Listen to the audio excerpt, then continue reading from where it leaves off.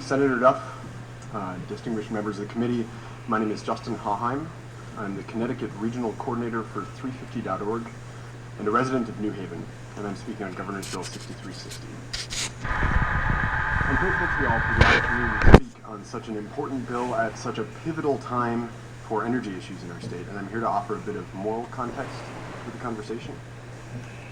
In recent years, our state has taken praiseworthy steps towards soberly addressing the threats of the climate crisis we are in.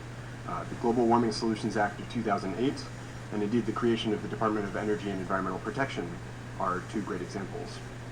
And this committee, and DEEP and others, truly deserve our gratitude for leadership in the past few years to bring us to the place that we're in. Many of the provisions in these bills continue that leadership, including the commitments to efficiency, virtual net metering, efficiency benchmarking for buildings, and more.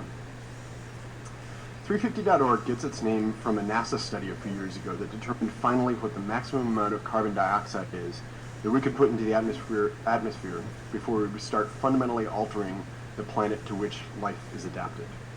Turns out that it's 350 parts per million carbon dioxide, and the startling fact that we face today is that carbon dioxide concentrations in our atmosphere are 392 parts per million and rising. Climate change is here, and we're already seeing its impacts in back-to-back 100-year storms like Sandy, Irene, Nemo, among other things.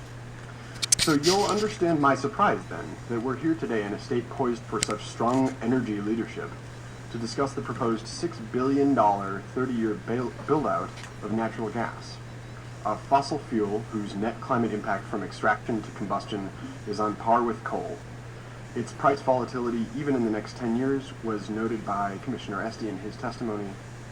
And Commissioner Esty and I share deep concerns about the fracking that makes this gas so readily available to us now, though I don't share his confidence that mitigating the harmful and sometimes devastating impacts to communities just across the border and to the environment are resolvable.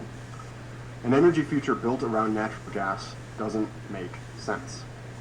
It doesn't make sense in the way that barreling towards a 15-car pileup and choosing to change the radio station doesn't make sense. And I fear that our discussions have lost some of the urgency that the climate crisis demands. We know we need to put on the brakes, but in so doing we have the opportunity to change our direction.